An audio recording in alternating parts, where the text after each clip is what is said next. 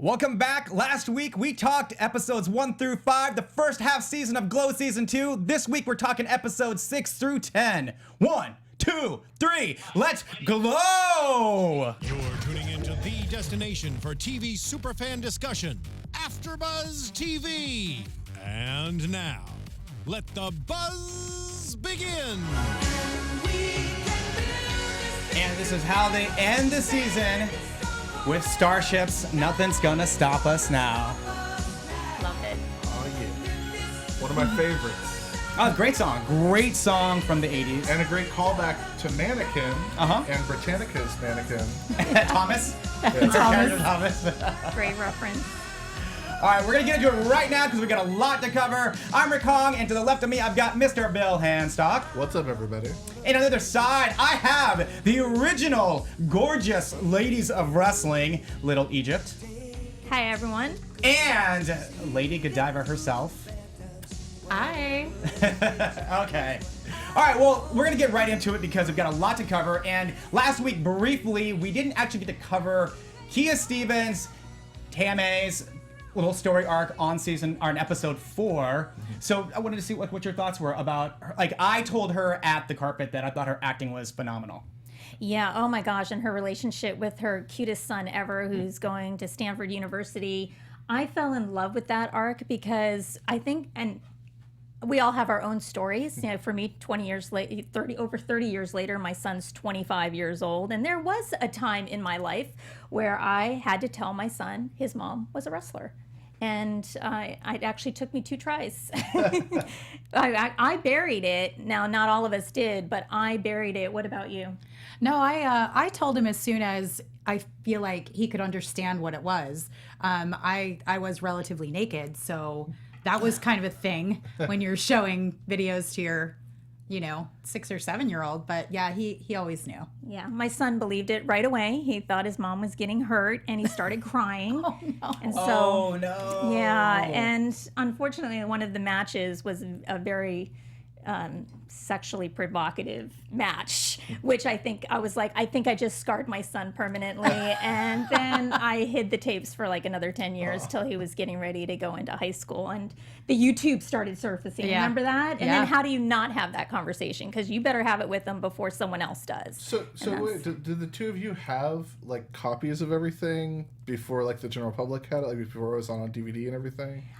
We all came across our tapes a little differently. There was a huge Glow fan that videotaped every match and had compilations of different, like you could get the whole Little Egypt video. And I just wanted the whole Little Egypt video. That's awesome. Was it the guy that I met? Was it him? I think he passed away. This was like, okay. we're talking probably 2000, like early 2000s. I was able to get my hands on all my matches, and then I just put it in the safe for safekeeping. Sure. And then because of YouTube, then we started having more conversations, and I started to embrace it because my son was old enough. But even then, I told my son, we are not going to talk about this while you're in high school. Like, you cannot share this with your friends, as cool as you think this is right now, because I know that all we're doing is we're just going to add more fuel to the fire, and then you're going to have to be defending your mom's honor like for the next 3 years, and this is not what I want your high school experience to be about. So he swore and didn't say anything until after he graduated. That's what about so you? funny. No, John's friends thought it was super cool, and he's a bit of a kind of a sideways dude anyway. So it was fine. It was fine. Totally fine. I guess I should preface, my son was going to a Catholic school at the time. Oh, that. Okay. Well, that's different. Since pre-K, he was in Catholic school, and it was one of those highbrow schools, and I just did not want to have any problems with other parents. I could see that. Yeah. That episode is cool just because like now that it's in season 2, more than just like Ruth, Debbie, and Sam, they're delving into the backgrounds of the other characters.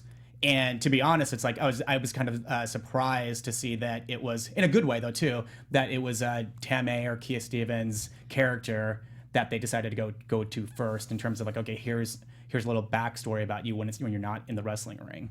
Yeah. Mm-hmm. Kia has gotten so amazing as an actor. Kia has gotten so amazing as an actress, and I really hope that they try and stir up some awards consideration for her when it's I told her that. I told her that. I agree with you. because just like she's so great, and episode 4 is so amazing. Just the dual stories of Debbie and Tammy as mothers and going through different things at different points in their motherhood, but then all throughout the season, anytime it comes back to Tammy, she just like kills it. Just every like one-liner, every time she has to interact with someone, when she brings Debbie a bottle of wine and shows up to the fondue uninvited, it's all fantastic. Yeah, no, her acting. No, I agree with you. I 100% agree with you. Like her acting has been like just on par this season. So speaking of Debbie, though, so like we open up episode 6 on Debbie. I mean, so we find out that like she's starting to realize that, okay, I'm not only separated, but like my ex has officially like moved on, and she doesn't deal with it too well in terms of like, she decides to do some drugs and just the way that she had to deal with her grief, because divorce, you go through a huge sense of loss.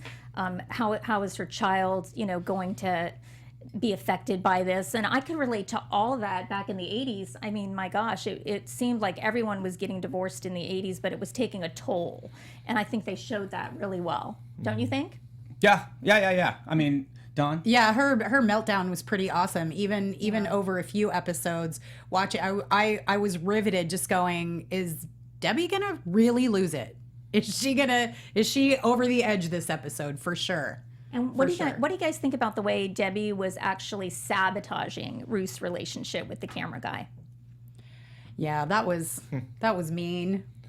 I think it plays into what we were talking about last week of sort of power dynamics and different people wanting different things out of all of this. And we talked about, your personal experiences with different levels of, politics in the locker room and things happening backstage and different people at different levels and how that affects the whole show.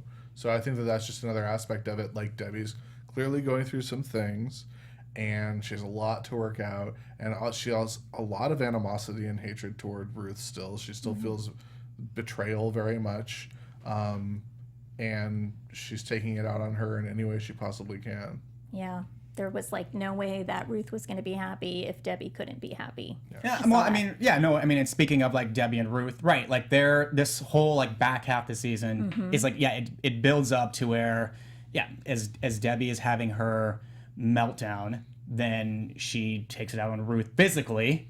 Yes. Yeah. Which I don't know if any of you, when they were wrestling, if any of you thought that something was gonna happen to Ruth in like, I don't know if you were like this, like it's coming, or if you were, I don't know what your thoughts were in a wrestling match. I didn't see it coming. Actually, did not see that coming. I didn't see it coming either. What I was visualizing at that point was Ruth is finally going to grow a set and stand up for herself and be like, no, we're done here today. I'm going to go and do my life, or I'm going to do my thing. I was waiting for Ruth to get fed up, but when that happened, I didn't see that coming. I tore my ACL in the ring, and that was the end of my career. And when Ruth, her acting was so amazing. How scared she was, like how sad she was at the exact same time, and just so alone, even though everyone was around her, because she knew that was just everything that she had worked so hard for. How do you come back from that? You can't come back from that.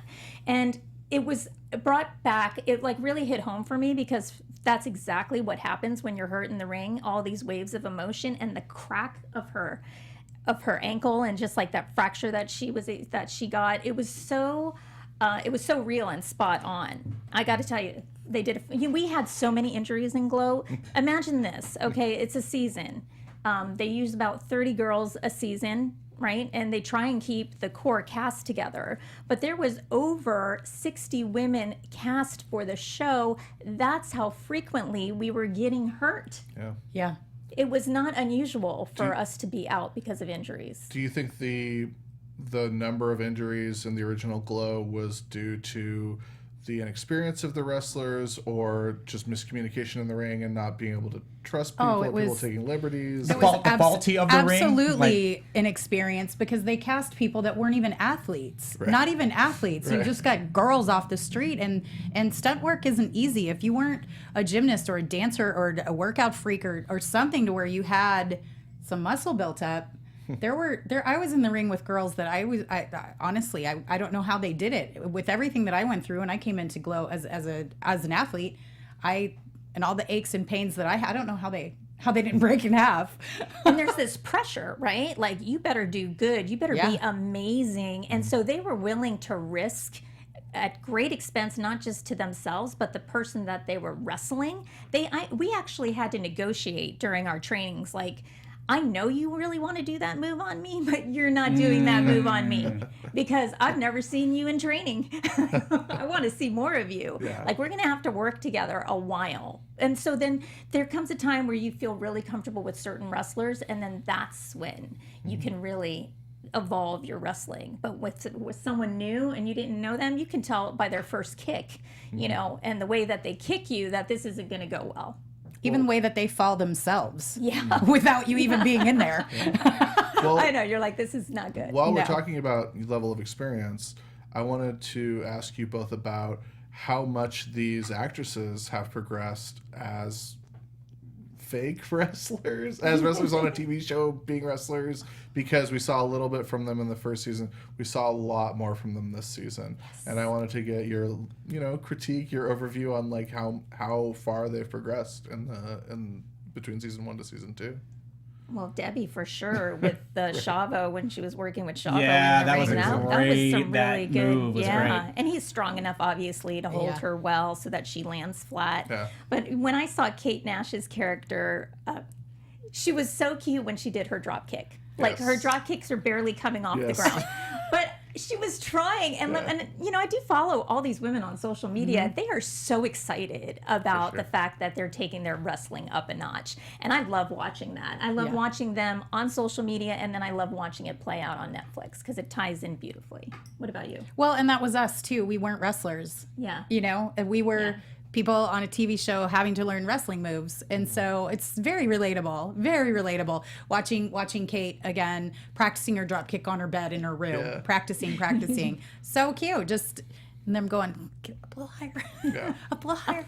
Yeah, I do love that in the show. Her final drop kick that she hits, it's not like it's halfway up, but they're all so excied about it. Yeah. And I like that that's the culmination of that little montage. Yeah. Not like she nails a perfect one right to the face. And at the same time too, like Brittany Young, Herrmann sells it. Yes. She sells the drop kick. The drop kick may not be great, but she sells the impact and boom, it like falls like like you're supposed to fall as a wrestler. So that's everything. That's everything. To have a partner that sells your moves makes you look good. Oh yeah. All right, so like the ultimate break leads to the ultimate kind of confrontation that we really didn't see happen in season 1 for season 2 between Debbie and Ruth in the hospital room, going at it with each other and laying out every grievance that each person has. So I don't know if you ladies are, and Bill as well, tearing up, if you're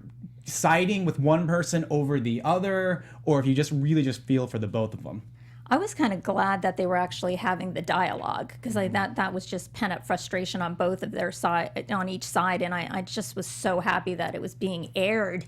Their grievances were being aired. What about you? I was really blown away by the complexity of their relationship, the way that their relationship is written. Mm-hmm. Like, there is a friendship in there somewhere because you hear them talk about like this long history, and if you're just palling around with somebody that you hate, you don't stay in that. So there's something compelling that's holding them together. And I think it was Sheila the she-wolf that was like, I wish my parents would just get divorced. They keep waiting for them to get divorced. Mm-hmm. But those two aren't getting divorced. You know what I mean? And so just how complex their relationship is, I think, is absolutely important and compelling. Yeah. I mean, I like the reveals that we got that we didn't get to see in season 1. I mean, just even as a small stuff like, you banged my husband twice, and she's just like, well, you made out with your co-star, just funny stuff, but like things that like, that were, it was just more than just about like, she was saying like, you were already unhappy in your relationship. Her saying that, what else did Ruth say? Just like saying like, you always made me feel small. It's like, you got to go home to your like happy home and your husband and your baby, and here I am like, you point out all my failures. Mm-hmm. Yeah. So the relationship is complex. Yeah. A lot happening. Yeah, everyone's talking about season 8, which we're going to get to in a minute, but episode 7 is my absolute favorite episode of the season. Why is that? Just because of it's a bottle episode. It all takes place in the hospital, and you get to see just how close all of the women have gotten together. You also get to see the vacuum of Debbie choosing to go through everything by herself. And this is the episode where Sam, Debbie, and Ruth all meet at where their paths are crossing, because season 1 of Glow is a lot about Ruth isn't a very good person. She's not a likable person. She makes horrible decisions. She's very self-destructive.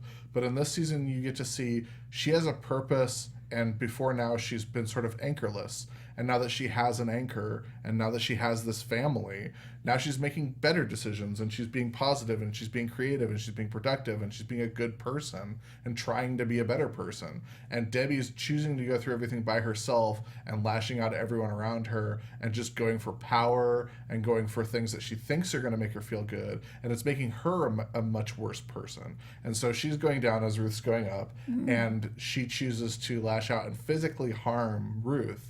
And at the same time, Sam is realizing how much he enjoys being around these women. He's realizing how much he enjoys being a father and acting like a father. And when he sort of like gave his like words of encouragement to Ruth and says, "I can't do this without you," that's when I cried.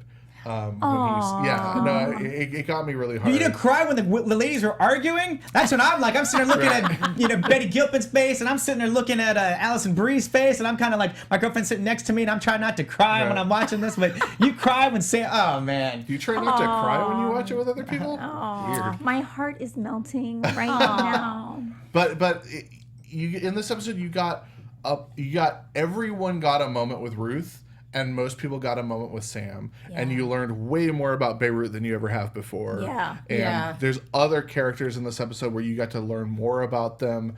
You get Bash getting moments, like he gets to be a little bit of a hero because he has insurance. And he can cover a finite number of women if they get hurt this season. Two more can get hurt. 2 more can get hurt. But it was so good. It was fun. It advanced so much of the whole story, the whole character development of everyone, and it was, I felt, besides episodes 4, 7, and 10 were the most emotionally powerful of the whole season, and I was blown away by how good this episode was. I mean, for me, it was interesting to see just the little subtle thing of, as you were talking about, like there's like Beirut in there, and then the whole time I'm thinking, okay, what's going on with Reggie? Vicky Viking, what's going on? Because like I haven't seen her for like a long time, and then finally, Ruth's like, "Can we bring Reggie back?" And the funny thing is, he's like, "Who?" But he's like, "No, I know who you're talking about. Yes, we can bring her back." So it's nice. It's nice to see Mariana Palka like continue on with the show, because at first I was like, "Is she not gonna be on the show again? Is like this it for her?" I was like, "It can't be. It's only like season 2." And it's also a perfect setup to episode 8 and the episode that everybody's talking about, because Sam says, "Screw it, we'll just do whatever we want to do." And that's where we lead into episode 8. But before we get to episode 8, we have a couple questions from the chat, if you guys don't mind at the moment. Getting back to talking about the experience level of the women, both as wrestlers and actresses. James wants to know, do you think that some of the actors who don't have a wrestling background, so I guess we're talking about everybody but Kia, do you think that any of these actresses are being trained to become wrestlers, or do you think any of them might be seeking, perhaps doing a little bit more in wrestling other than just the show? I think that's a great question, but I think with this runaway hit that is Glow, I don't think they would need to do that. Yeah, that's a good answer. It's not an easy job. Mike is asking Godiva to speak in her British accent. Hello, you're on the air with Godiva, giving you all the bare facts. Awesome. That's perfect. And Jay Becker asks, does anyone think that Marc Maron's character became too nice, too understanding of the women too quickly? And what do you think his arc has been since it started? Okay, well, actually, look, that's which one I wanted to go into. Sure. Is our next episode, or just kind of the area is talking about Sam, and then his like dynamic with Ruth, and yeah, he's kind of gotten a little nicer, and like the thing that I was hoping wasn't going to happen, and luckily it kind of didn't, but they were building towards like, is something going to happen between Ruth and Sam? Would you like to see something happen between? For me, no. And I literally thought if they were gonna put them together, it was gonna spoil it for me. Really? I was like, this would be the biggest flaw of season 2 of why I would like be angry about Glow if they did that, and they didn't, which I really appreciated. I think they did that perfectly because I think it's very clear, especially by the time you get all the way through the episode, through this season, Sam has a lot of misplaced feelings, specifically about being a father and being a father figure. So he's learning how to be a father, and he's finding out that he really likes it, and he's actually kind of good at it.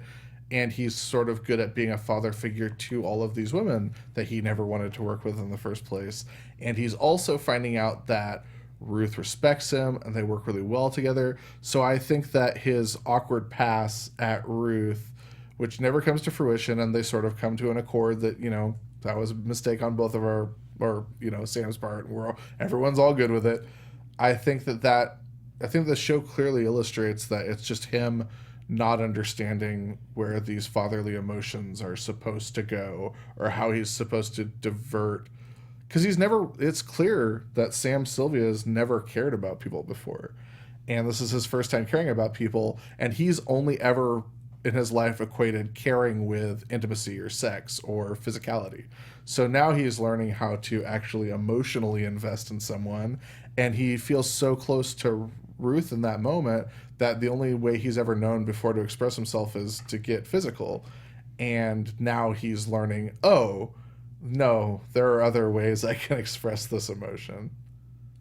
I liked the sort of toward the end of this season, I liked Sam's expressions of vulnerability, because they were little glimmers in there that Sam is vulnerable and that he has feelings, and I appreciated that a lot, especially when Rosalie showed up. Yeah. And you saw what a complete jerk he was to her. And just being vulnerable with Ruth, I think is and with Justine is baby steps for Sam. But I think that he's progressed and evolved, and I think that it's all been earned. I don't think it's happened too quickly. I think it's pretty clear, season 1, Sam would have, just thrown a chair at Rosalie or something. He would have just kicked her out and screamed at her, and he wants Justine to stay so badly that he makes an actual effort to be kind and to be a human being. And it feels earned to me. I mean, and I think he also feels like there's a connection to she invites the AV club to his that's one of the things I would hope, and maybe someday, is this to say, could we see snippets of what the film was supposed to any of his films, what they might I'd love to see them just do one hockey one. When we got to see him do his screening, and we got to see before the credits, the opening of Gina the Machina, right? And then the meat grinder. I was like, I think I've seen enough. I don't need to see any more. I'm perfecly fine with just what I saw. If the show, now that we've cracked the seal on getting the meta episode of episode 8. Who's to say that season 4 of Glow won't have a 2-part Gina the Machina episode? Oh my God, that would be that's what I'm saying. Or Sam's next film that stars his Glow girls. Right. Why not? They talked about doing Glow the movie when we were around, right? That's awesome. Yeah. Or I like how at some point it's he verifies that, or Bash verifies that he's like, dude, you did see Back to the Future. Yeah. Yeah. Well, now speaking of Bash, that's a really good segue, because talk about Bash's struggles with his character this season. Holy cow, losing his friend. Dealing with that for the rest of his life, and then when they went into the gay bar, and then all of a sudden he feels compelled to marry Kate Nash's character, Rhonda, Britannica or Rhonda, right? I know, and we see the guy from Sandlot show up as a fan, and I actually kind of like the funny storyline. So cute, Cupcake. Yeah. Oh my God, love Cupcake, and I love how Cupcake at the end was and wrestling's fake. Yeah. Everyone just goes nuts, which was fantastic. But back to Bash.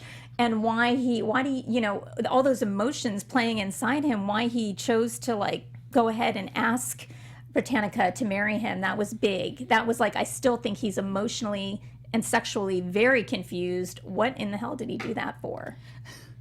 Right? Right? I mean, that's like, who knows what direction their marriage is going to go in. I mean, I have no idea. And so, I mean, I have a little confusion, and I mean, but like, so like when Debbie is in the shower, Yeah. you know, and he comes in, I'm like, it's a part of me is just kind of like, does she just kind of have an instinct, knowing that like, okay, what he's looking at, it's not really like arousing to him, or is it just because she's so numb of like what had happened? Like I had a little conflict like when I was watching that scene to be like, which side is it? I mean, is she numb, or is it she just knows, dude, I know that you don't care that I'm butt naked? Maybe both. Maybe a little bit of both. I don't think that scene has anything to do with her. Like, I don't think that scene would have been played any differently had any other character walked in. I think that it was just about, because the scene opens with that shot of her with her eyes closed and just the water hitting her, just standing perfectly still. So I think it's just about the numbness, and that she's like, F it all, like nothing matters anymore. Like, I don't know what I'm doing in any aspect of my life anymore. It doesn't matter. Like, if the people see me naked, if they don't, if I'm here, if I'm somewhere else, it all amounts to the same thing. Yeah, and also in reality, she's coming down from two big gaggers of cocaine and a couple of big pulls on that flask. Right. She's probably pretty spun at that point. Like, whoa, what is happening right now? So I mean, do we think that, I mean, what's alluded to in season 2 about Bash and Florian is that he's upset that like he didn't get a paycheck, or he bounced a check. But I mean, do we think that like they had something more of maybe a romantic type of relationship on some end, or like, hey, we're living with each other? I think Florian was expecting more from the relationship, that, and maybe there is some radar there, that Florian felt safe going in that direction. But I don't think Bash has even looked at that side yet. And I think he's just in the beginning exploration of that, which is so confusing about the marriage to Britannica. It's like, wow, you could be taking this poor woman down a path that's going to be really emotionally upsetting for her if you can't figure it out really quick what you want in life. And let's not forget our friend Brittany Young. Herrmann doesn't seem to be too thrilled. I saw mean, that, doesn't seem to be. She doesn't seem to be too thrilled, or like, even like in the beginning episodes too. Like, it seems that they definitely, like from season 1 where there was like this just kind of like, okay, let's pretend we're a couple really quick, to like, it looks like she's kind of grown some feelings towards him. And Alison just being like, I'm gonna go marry Rhonda. Like, they definitely, like, that's definitely something for us to be looking out for. Yeah. I think that when people come back and look at this season, and maybe just soon, I think when people are rewatching the season, I really think that Bash's storyline and development is going to be sort of the sleeper thing about the season that sneaks up on people. Like, there's so much happening with Bash in this episode, or in these episodes, and so much happening with this character, and so much that's and it's the most understated and underplayed and subtle aspect of the whole season, because, you know, when he goes back to his childhood bedroom and he spins the mirror around and there's all the wrestling photos, I was very struck by that. And he starts flexing in the mirror, but he's also very conflicted about, like, what does this mean for me? And he's been the biggest wrestling fan, but maybe we see that there's a reason why he's always been drawn to wrestling. Then he pulls out the shoebox and there's the photo of him and Florian with the wrestler, and it's something that's always connected them. Clearly there hasn't been anything physical between Bash and Florian, because he gets the house cleaned. He doesn't immediately go to the doctor or anything. He doesn't start freaking out about his own well-being or safety. He's just concerned about, because it's 1985 in season 2. Yeah. So at that point, like, I don't think we're even to the point where, like, Reagan has, like, come out and, like, denied that it's an AIDS epidemic yet. So, like, people didn't know what was causing AIDS. They didn't know how they got it. They just knew that gay people had it. And so, you know, as far as Florian leaving, I think that, you know, it becomes clear he didn't leave because of the bounce check. He left because he was sick, and he didn't want Bash to see him sick. And he didn't want Bash to think less of him, because he knew that Bash was either oblivious to his sexuality or closeted, but at any rate, he wasn't feeling the same way that Florian was feeling. So rather than stick around and die and let Bash think whatever he's going to think of him, he instead went to his mother and got a little bit of money, explained the situation, and then went off and, went and died on his own terms, more or less. No, it's interesting to see season 1. They covered a topic that I didn't expect to happen, which was abortion. And then, in this season too, like I was thinking, okay, as I was watching it, I was thinking, okay, they're exploring his sexuality, but then it's the 80s. But then the AIDS thing, it's not something that I expected either. Yeah. So each season kind of had like a major kind of cultural significance of like major topics that go on besides the sexual harassment thing, of course, too. But at the same time, we also get Bash's story, which we don't know the whole story yet. But we also, at the same time that Bash is going through all of this, we finally get our first gay relationship on the show, which is Beirut and Junk Chain. Yeah. Where Yolanda and I don't know Beirut's real. Arthi. Arthi, yeah. Yeah, we get that, and then speaking of we got Cholo Junk Chain, and then we had Black Junk Chain. They go at it, and then we find out that Sidel Noel, Black Junk Chain is our cherry. She decides to be Black Magic, which is great. Which I thought was a great just a spin off of I'll figure out another character for this thing. Yeah, no, I loved when she assumed that role. That was, to me, it was kind of a combination of maybe a little Big Bad Mama, a little Headhunters. If you go back down that Glow rabbit hole, you are going to see some similarities to those characters in what Junk Chain is bringing to the table right now. And I love her relationship with her husband. It is so refreshing that in all this insanity, there can be a little pocket of normalcy where there's peace and there's love and it's authentic and it's caring and as Black leads, right? It's refreshing to see that being portrayed by the Black lead actors. And that slow 3 count.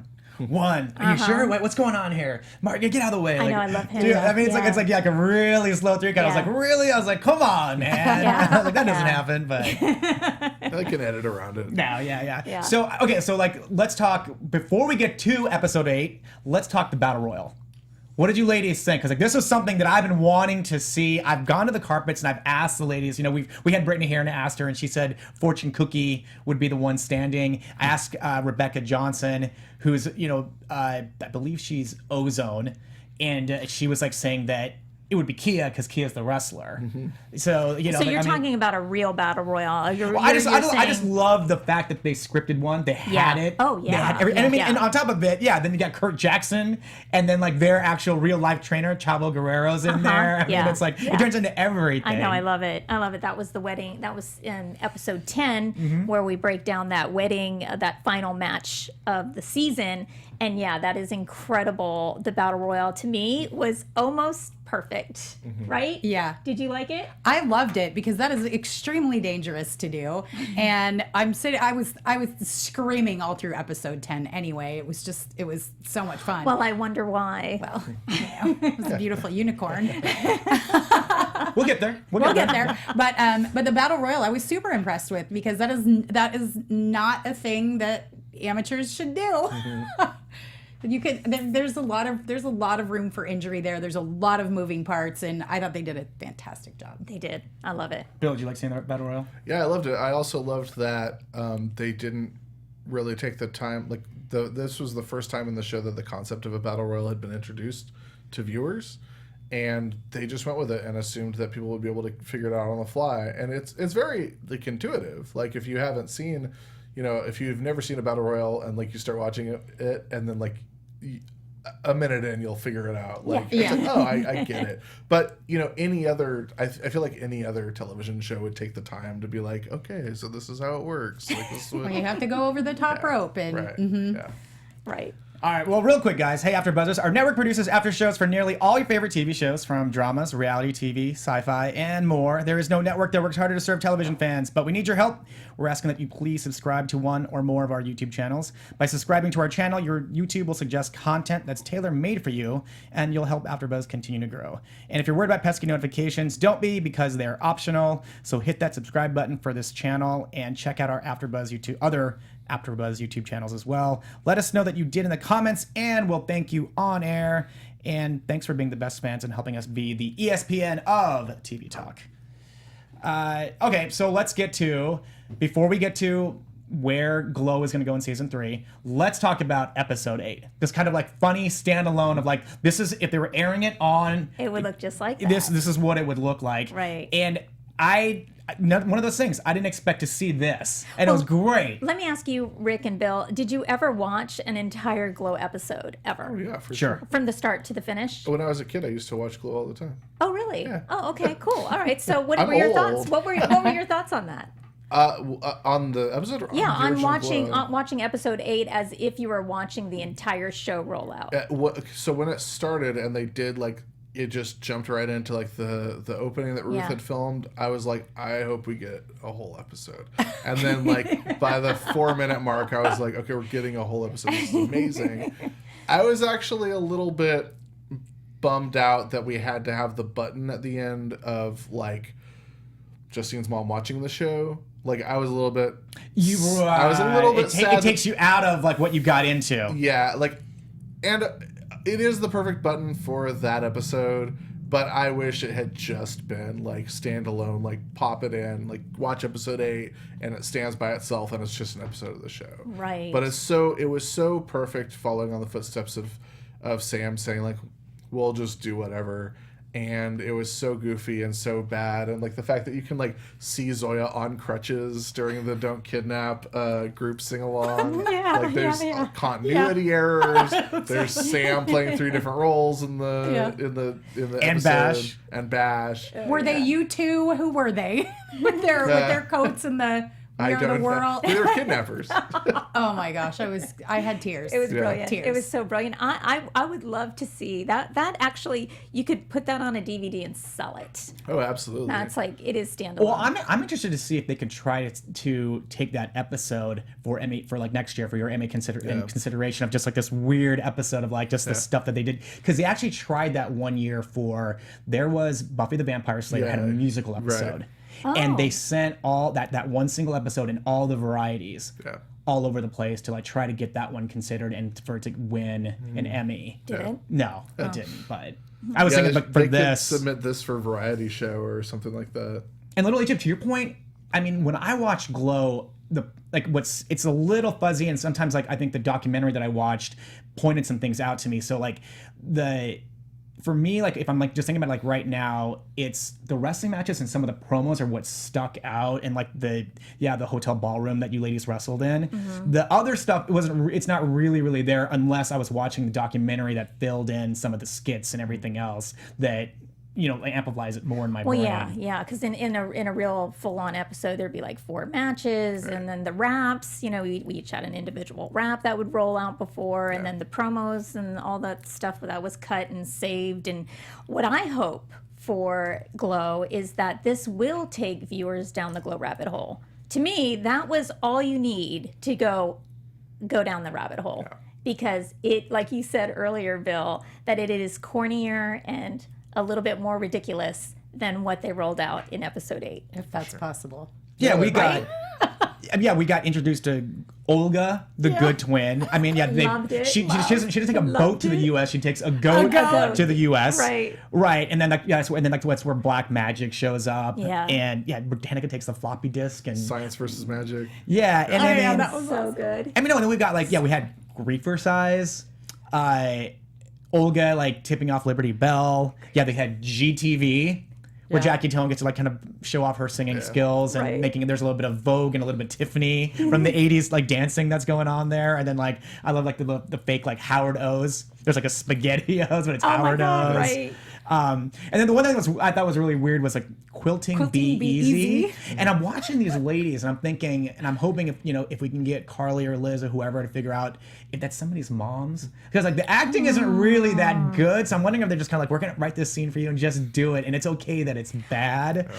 I almost hope you're right there, because that opens up a huge door for other cameos. Just throwing that out there. Definitely. I'm surprised we don't have any callers making that recommendation, because wouldn't we be amazing? in the show. Oh, Would yeah. you wanna Maybe see not us in for the show? quilting be easy. Yeah. I think we could have pulled it off. We could I have think pulled we it off. could have done that. I mean, yeah, Or we just had put us in a restaurant and we'll just be eating something out of a bowl. Yeah. It doesn't matter. Like, we just put a glow girl in. I mean, we had what merchandising. Welfare Queen had her doll. Yeah. Like, like back in the 80s, and Yeah. we had our, I should have LJMPs. brought my Ricky the Dragon Steamboat, actually. Like, Don't Kidnap, which is like the We Are the World, or like the stuff that bands like got together and did in the 80s. And then like the funny thing too is like Sheila like with going to Kat's Broadway thing and then eating the goat. I know, that was hilarious.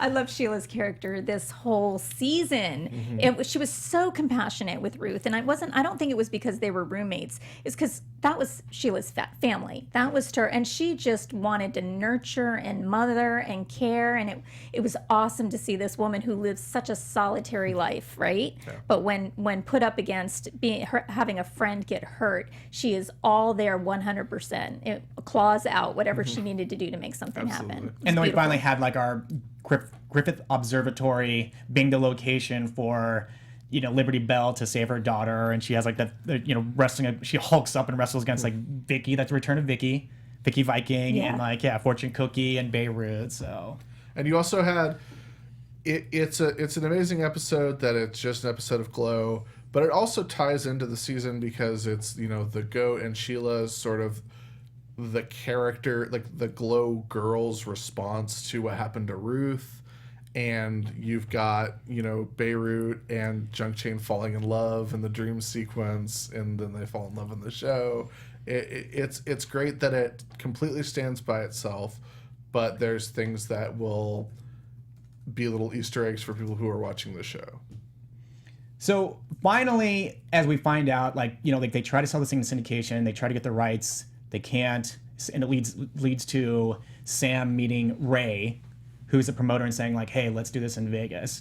And I'd love to, like, when you guys are watching and you're seeing like, all of a sudden, okay, now this thing's going to Vegas. I love to know everybody's like thoughts, reactions. Oh, let me just jump in and say, Vegas in the 80s it's going to be so freaking amazing for you guys to be transported to that time. Dawn and I actually grew up in Vegas. So this was something that, for us, you're coming to our home. That's awesome. We get to, it would be going down the Strip and seeing the Rat Pack still being promoted. It's still like, there's still the Mafia reference is still kind of doing, it's floating around. It's still a new, young city where everyone still knows, all the right people know all the right people. It hasn't become corporized. And so with that being said, I am so excited, and I hope to goodness that they show you what it's like when the fans show up to these shows because of the popularity of Glow. I hope that they get to that point. What about you? I am so in love with how this show is styled, not just costuming and the hair and the glitter and the things that you would expect, not the stereotypical things that you would think are 80s if you're not from the 80s, but the way the entire show is styled, the camera shots and everything just transport you there. I cannot wait to see what they do with Las Vegas in 1985 because we lived it. I was practically the mayor of 1985. I'm pretty sure. Well, I killed 1985. And then did you see that coming? Because like I thought that somehow the show would keep going. I didn't see I didn't see the Vegas turn. I didn't either, because I'm thinking, wow, production wise, that's going to really increase the budget. How are they going to pull that off? Are the girls going to be sequestered in a hotel room? Are they going to be running around a hotel casino? Where are they going to find that? And how are they going to make a casino back in the 80s? And what about doing driving down the Las Vegas Strip and seeing the hotels from the 80s, because they're not the same hotels that exist now? I think luckily the non-strip parts of Vegas are still pretty entrenched in like the 80s. Yeah, so there are a lot of areas in Vegas and just outside of Vegas and maybe Reno where you can see a bunch of old style casinos, or even just one old style casino. Like there are a lot of areas in Vegas that still evoke like 60s, 70s, 80s Boulder Vegas. Highway. And CGI these days with green screen, they can make anything happen. Yeah, that's true. It'll be so interesting and so worth it. I can't tell you how excited I am, because to me there's a flavor there that only Las Vegas in the 80s can like give you. And you've got to just throw yourself there, and it's like this big stew, and it's going to be so fun for you guys to all just kind of like eat from that soup. I wanted to ask you, since we were talking about it before we started taping, it's sort of like they're going in reverse as far as the original Glow, because now they're going to Vegas after having the show, whereas the original show was in Vegas, and they sort of made the gym look like the Vegas hotel looked, which is interesting. Like they built a fake hotel, and now they're going to a real hotel. I think that's interesting. But I also wanted to know, like, for the two of you, especially since you're from Vegas, did this sort of feel like a reward to you? Like, how did you react to the reveal that they're going to go to Vegas? Yay! I mean, Lady Godiva, I mean, you wanted it last season. It didn't happen. This season, yeah, there was the unicorn, there's the horse. I mean, now they're going to Vegas. So now it's like, yeah, Britannia can be riding in on that horse every single time, and you can really relive, when you were on top of the horse. I know. I'm super excited. And I think that they are being so true to what the 80s looked like. I cannot wait to see their dream come true in Las Vegas. I can't wait. Yeah. I noticed when this is totally off the mark, but just the amount of smoking that's being done. So in much this season. smoking. That even when Sam was in the hospital and he's smoking in the hospital, like wait till you see the smoking that occurs in Vegas in 1985. Still, yeah. And the Crazy. cigarette machine in the hospital. I know, that was amazing. I was like, wow. I remember totally that, forgot those about days. that. I know. While we're talking about the 80s, I do want to give a shout out to the absolute perfect makeup and hair on Russell, who looks like the absolute perfect 80s, like not a creep exactly, just like a stash, normal got the dude. porn stash. Yeah, not really It's like styled. a middle hot guy in Yeah. the 80s, like Yeah. all right, Yeah. like Looks like a cameraman. but like you see him now and you're like, ooh. These are some choices. Well, when we were just talking about the choice, the style, the clothing that was worn in the 80s, and the shoulder pads and the high-waisted jeans, and just how cool we thought we were when we wore that, and just how I pray that this doesn't come into fashion again, because I do not want to relive that. I think that two of the best things that keep us in the 80s in the show are Ruth's non-Zoya haircut and Carmen's haircut. Right? Yeah. Tragedy. Yeah, I know. Tragedy. You know what I actually own? I'm going to show it to you. I own the big padded shoulder, cropped black fringe leather jacket. Own it. Oh yeah. So therefore, Lady Godiva is amazing. basicly saying that she's going to post that on her Instagram to show the world. 100%. That's I'm awesome. doing that. But okay, what I want to do, because we have a few Homage. minutes left, is I want to get to predictions. And What? now, your AfterBuzz TV. What would you either like, or what would you think is going to happen for season 3? Because there's no doubt in my mind, I hit this all the time. I should go to Vegas, literally, because every time I say Netflix show is coming back, it comes back. This one, I have no doubt in my mind season 3 is coming. So I would love to know what everybody's thoughts are about what they want to see in a season 3, or what you think is going to happen in season 3. Wow. I think we're going to see a lot more of some of the secondary characters developed, like we saw sort of toward the end here. I would like to see what they make the ring look like there and the show look like there. I'm very, very interested in that. I think they'll get more into some of the, because they're scratching on some of the over the top stuff, like with black magic, like putting spells. Nobody else was doing that in wrestling. We got mocked for doing stuff like that. So I'm looking forward to seeing breakaway pillars and breakaway chairs Awesome. and some more of the theatrics that we incorporated kind of first. Perfect. For me, I would like to see the relationship between Bash and Britannica kind of struggle, and as they are they going to have a happy relationship? Is this something that was destined to be ruined from the beginning? I would love to, because I am a Liberty Bell fan, and I would love to see her come into her own, and like you said earlier, Bill, just kind of be part of the crew and just assimilate into the family, because she's not part of the family, and she lets everyone know that. Yeah. I also I personally would like to see Sam completely lose his mind in Vegas with drugs and alcohol. I would love to see him go on a sex binge. I want to see him get so royally messed up that like there's no coming out of it. Because like he's got the ability as an actor to do this, Marc Maron. And I also think that the character just got too soft too fast, and I want to see him turn the corner again and go down a dark pit of despair. Is that wrong? But what will that mean for Justine? Like, I fell in love with her. I got my prediction for Justine. Okay, I fell in love with her. So for me, like, yeah, I talked to Britt Baron on the carpet, and we didn't see her wrestle. We didn't see her wrestle. So, like, I would love to see in season 3, somehow, when she comes back, I would love to see how they try to incorporate Scab into the gorgeous ladies of wrestling and see her wrestle again. Like, see her actually, like, wrestle. Because she didn't really do a lot of wrestling season 2, even though behind the scenes she was. Bill. I think that we're in season 3. We're going to get a lot of Carmen, a lot of Bash, maybe a lot of Rhonda because she's married to Bash, and I think we're going to get we're going to get introduced to some new characters probably. But I believe that they're going to be a big success and they're going to get the show back somehow. They have to. They have to, yeah. They have to. Absolutely. But I also want to point out how much I love that Muppets Take Manhattan was a reference, a plot point in this because they You're so cute. Because one, it's one of my favorite movies. I love the Muppets, but also like there's something very Muppet and very Henson-like about the whole Glow show. It's like because the whole point of the Muppets especially is like let's get the family together and put on a show.